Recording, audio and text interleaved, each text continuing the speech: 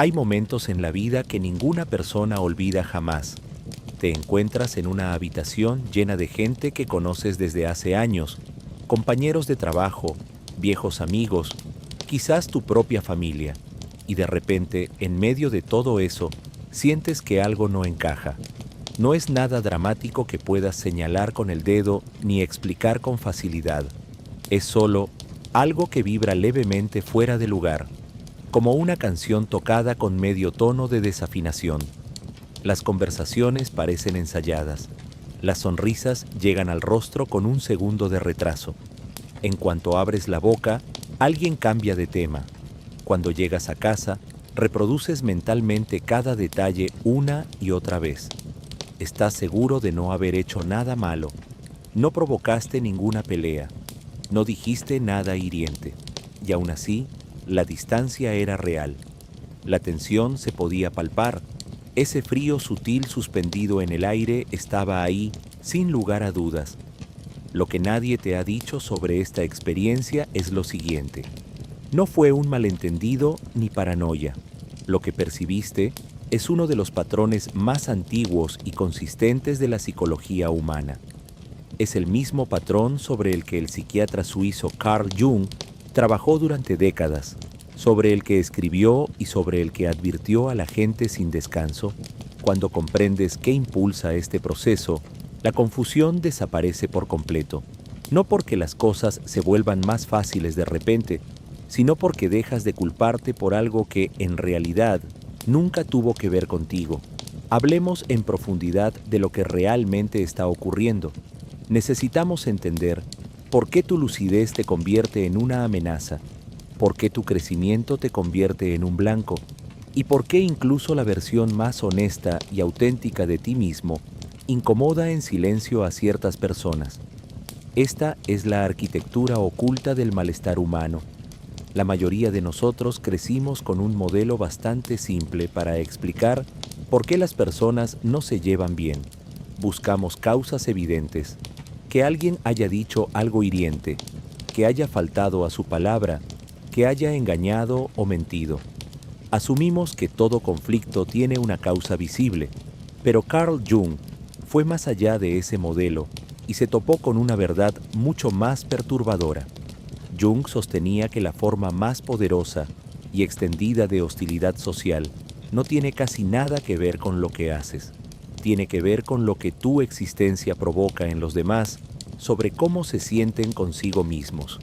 Para entender esto en toda su dimensión, necesitas comprender uno de los conceptos más fundamentales de Jung, la sombra. Todo ser humano carga con dos versiones de sí mismo: a la versión ordenada, razonable y socialmente aceptable que muestra al mundo. Jung, usando el latín, la llamó persona, que significa máscara. La persona es el rostro que construimos para la vida pública. Representa cómo queremos ser vistos, la identidad que hemos edificado y defendido durante años. Más allá de esa máscara, existe la sombra. La sombra es la parte de ti que no fue elegida. Son las rabias que enterraste porque expresarlas parecía peligroso. Son las envidias que nunca confesaste porque hacerlo te resultaba vergonzoso. El hambre de estatus, la sensación secreta de insuficiencia, el miedo a ser ordinario y ese horror silencioso de mirarte al espejo y sentirte insuficiente. La sombra no es una estructura puramente negativa. Es simplemente la acumulación de todo aquello que una persona rechaza de sí misma para preservar la persona que prefiere proyectar. El punto crítico que Jung identificó es este: la sombra nunca desaparece. Puedes ignorarla, reprimirla y construir encima de ella capas y capas de nuevas personalidades. Puedes actuar durante años como si no existiera, pero ahí sigue, intacta, y cuando alguien del exterior o algún acontecimiento la toca, cuando tu presencia o tu comportamiento roza aquello que esa persona le oculta a sí misma, el sistema psicológico responde de forma defensiva. Y esa respuesta, en la mayoría de los casos, se manifiesta como algo que se parece mucho al odio. Aquí está la verdad incómoda sobre por qué tu lucidez te convierte en una amenaza. Cuanto más claramente percibes los patrones y las motivaciones de las personas, cuanto más notas la distancia entre lo que se dice y lo que se quiere decir, más amenazante resulta tu presencia para quienes se han fusionado con sus máscaras. No porque digas algo o critiques a alguien, sino simplemente porque tu existencia lleva consigo la posibilidad de ver lo que ellos ocultan. Ese mecanismo de defensa se activa solo. Imagínate en su lugar. Piensa en alguien que durante años ha gestionado meticulosamente cómo lo perciben los demás. Por fuera proyecta confianza, pero por dentro siente un vacío enorme. Hace gestos de generosidad mientras lleva una cuenta secreta. Sonríe en los momentos correctos, dice las palabras adecuadas y se esfuerza para que nadie lo mire demasiado de cerca. Y entonces entra alguien a la sala que no cae en esa trampa, que no se deja seducir por el teatro social. Esa persona ni siquiera necesita decir una sola palabra. Su calma, su franqueza, su indiferencia ante los juegos que todos están jugando, se percibe como una amenaza. Su sola presencia tiene algo de revelación. A esto Jung lo llama proyección. En lugar de enfrentarse a su propia incomodidad interior y preguntarse ¿por qué me molesta esta persona?, la mente encuentra una solución más sencilla. Le atribuye el problema a quien desencadenó ese sentimiento. De repente, tú ya no eres alguien que ve las cosas con claridad. Pasas a ser etiquetado como arrogante, crítico, frío o raro. Esa acusación no tiene nada que ver contigo. Es solo una sombra buscando dónde posarse. Una vez que la proyección se instala, las personas dejan de reaccionar ante quién realmente eres. Empiezan a reaccionar ante las emociones que tu presencia despierta en ellas. Aunque seas paciente y amable cada día, eso no cambia nada, porque ya no te están mirando a ti, sino a su propio reflejo en el espejo que tú sostienes. Existen 7 formas distintas en las que puedes activar a las personas sin darte cuenta. Estas dinámicas no se manifiestan de golpe. Se acumulan lentamente hasta formar un patrón. La primera es que reflejas aquello que ellos evitan. Imagina que estás trabajando en ti mismo, que te estás tomando en serio tu salud o tus reacciones emocionales. No le das lecciones a nadie, simplemente vives de otra manera. Y entonces ciertas amistades empiezan a cambiar sutilmente. Las bromas se vuelven más afiladas, los comentarios más condescendientes. Tu crecimiento se ha convertido en un espejo para ellos. Tu disciplina refleja sus evasiones, tu constancia, sus excusas. No pusiste ese espejo ahí a propósito, pero como no soportan lo que ven en él, desplazan el foco de su malestar desde ellos mismos hacia ti. La segunda es que encarnas los valores a los que ellos renunciaron. El resentimiento suele apuntar hacia arriba. Se dirige contra quien logra lo que uno sabe, en algún nivel, que podría haber hecho pero no hizo. Terminar un proyecto, salir de una relación que te hacía daño, retomar los estudios. Cualquiera de estas cosas puede funcionar como una acusación silenciosa para quienes te rodean. Cuando representas una posibilidad que otra persona abandonó, te conviertes en una figura incómoda para ella. La tercera es que has dejado de necesitar su aprobación. La mayoría de las relaciones sociales se sostienen sobre una dependencia mutua. Cuando empiezas a ser psicológicamente independiente y dejas de buscar validación, la influencia que los demás tenían sobre ti se desvanece. Desde su perspectiva, eso no se siente como un avance, se siente como un rechazo. Aunque lo enmarquen diciendo que te has alejado o que has cambiado, lo que en realidad están describiendo es que han perdido el control sobre ti. La cuarta es que ya no eres predecible. La manipulación social suele depender de respuestas previsibles. Cuando dejas de dar la reacción emocional esperada o simplemente te niegas a entrar en el juego, eso resulta profundamente desconcertante para la otra parte. Tu falta de reacción indica que has visto el juego. y quienes necesitan jugar sin ser vistos nunca podrán sentirse cómodos a tu lado. La quinta es que te niegas a mantener ficciones reconfortantes. Cualquier grupo se construye sobre ciertos acuerdos tácitos. Se da por sentado que algunos comportamientos son normales y se toleran dinámicas que podrían desestabilizarlo todo. Cuando dejas de participar en esas ficciones y te mantienes honesto, te conviertes en un problema porque estás rompiendo el pacto del grupo. La sexta es que has empezado a decir que no.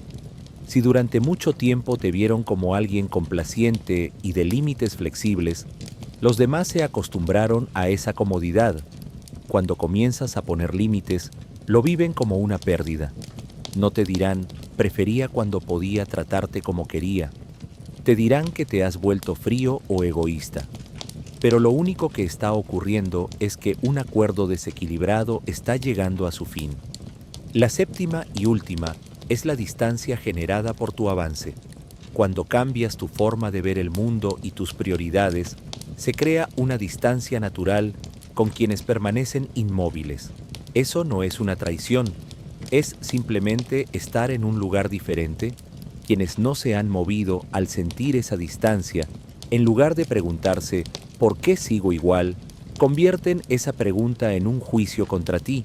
Tu crecimiento se vuelve para ellos una prueba silenciosa de su propio estancamiento. La verdad que subyace a todos estos procesos es que el resentimiento que sientes no es una respuesta a tus acciones, sino a la presión psicológica que genera tu existencia. No lo provocas haciendo algo mal, sino manteniéndote firme y honesto.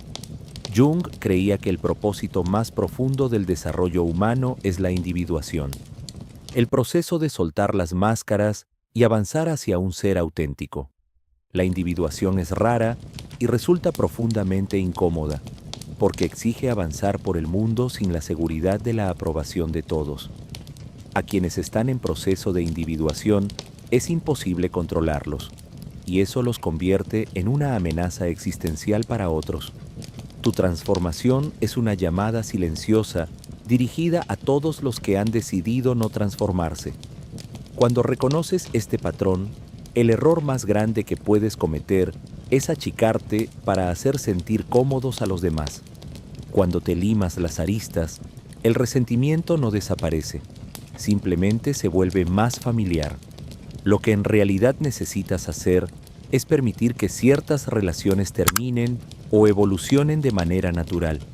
Eso no es un fracaso, es honestidad. Tienes que dejar de interpretar cada reacción negativa como una retroalimentación personal. Y tienes que encontrar a las personas que, en lugar de alejarse cuando eres auténtico, se acercan a ti. Porque para quienes están intentando encontrarse a sí mismos, esta versión tuya no es una amenaza, es un polo de atracción poderoso. Y lo más importante, continúa con tu propio trabajo de sombra.